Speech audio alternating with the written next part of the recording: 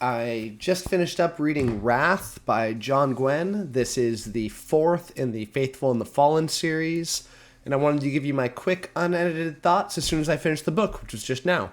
This is one of the best books I've ever read. I put this book probably in the top, 5 books I've ever read in my life.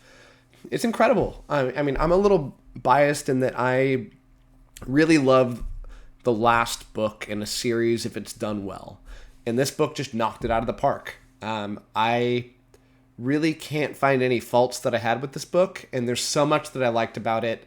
I probably won't be able to hit all of the things that I liked. I'm just trying to think about them as it comes along. But I'm so in love with this book, and I'm so in love with this series. I think that this series is probably my second favorite series of all time.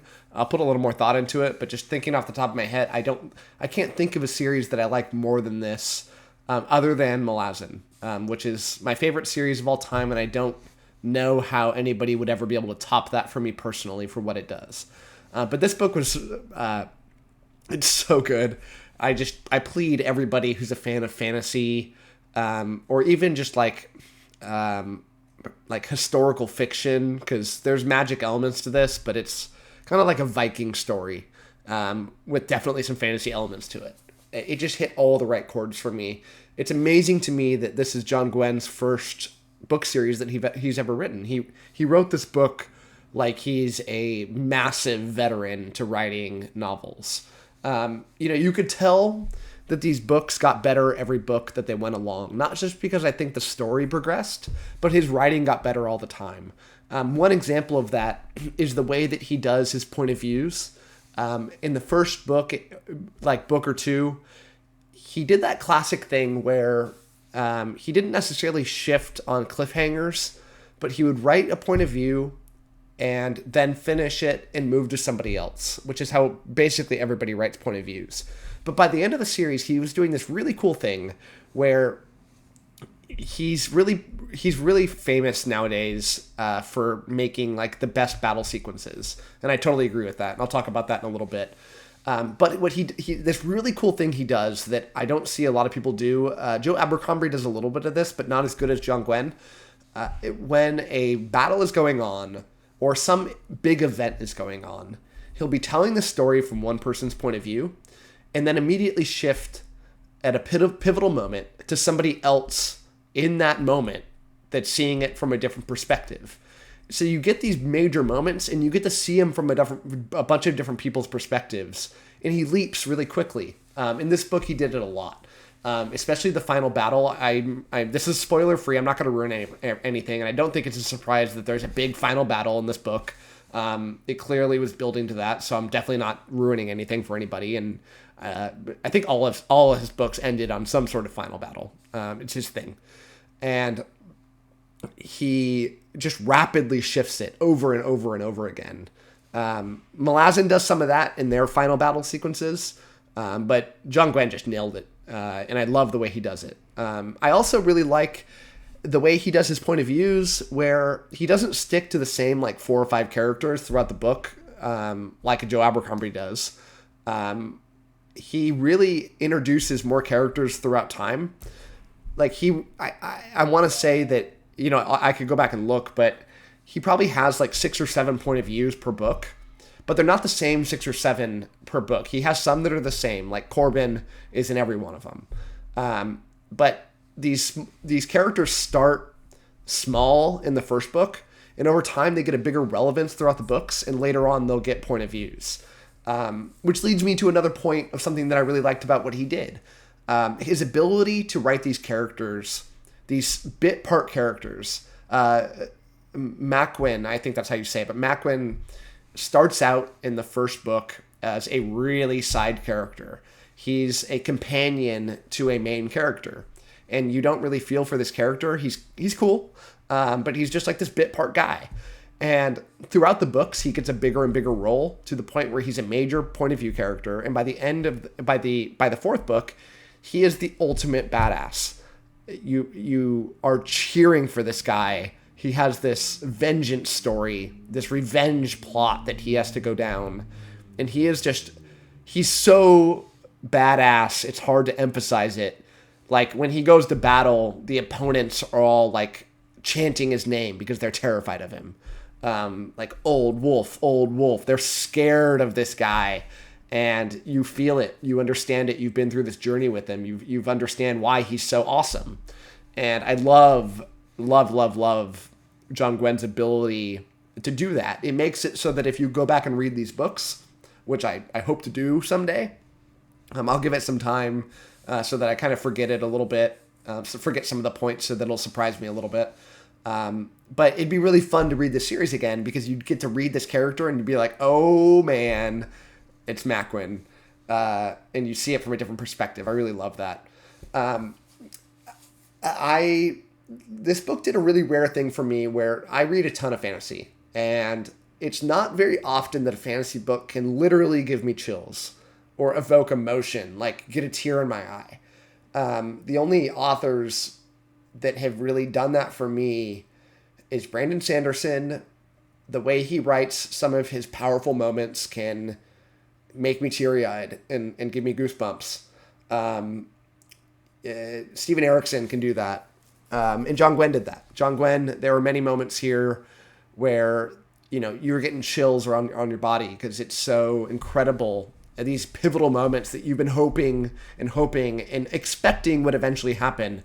There's this delayed gratification that he does that when they finally do happen, in the way that you kind of hope would happen, or even more intense or a little more dramatic or sadder than you were hoping.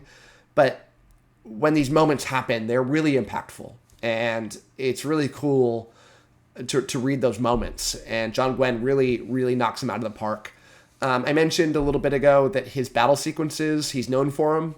I don't like battle sequences. I'm not a fan of them. I typically gloss over them when I'm reading. I like, I don't only like this, but I like the political machinations of people. I like to see the drama that goes on with character dialogue. And battle sequences aren't that. And I find myself so not interested in them sometimes that I kind of lose track of what's going on. It's got that too much is happening and you're not really following along. John Gwynne's battle sequences, I am hungry for them. He writes them in a way where you vividly are in that moment. You can see everything that's happening in front of your imagination. He writes it so great. I love to read his battle sequences. I've mentioned this name a couple of times now, but Joe Abercrombie is kind of known for this. He wrote this book, The Heroes, which I recommend to a lot of people, where the whole book is about a big battle that happens over 3 days. And a lot of people say that that's like the pinnacle of battle, and I guess you could say that. I liked The Heroes, but and I get why people say it because it's like the whole book, right, is about this battle. But there are several big battles in this book and a lot of big battles throughout this series, and they're all just beautifully done. And I wish that people could take cues from him.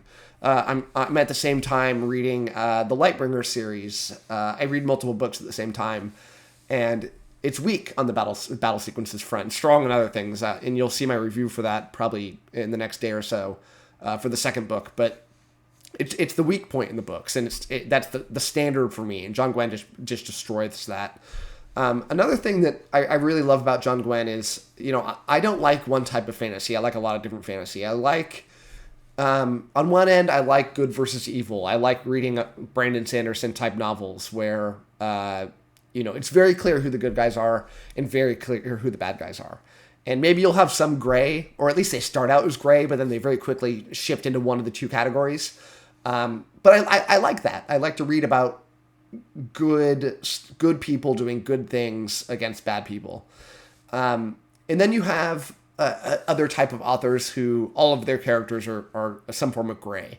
I keep mentioning the same guys over and over here because I think they're so well known, but like Steven Erikson and Joe Abercrombie write these characters where they're all gray, or some darker gray, really.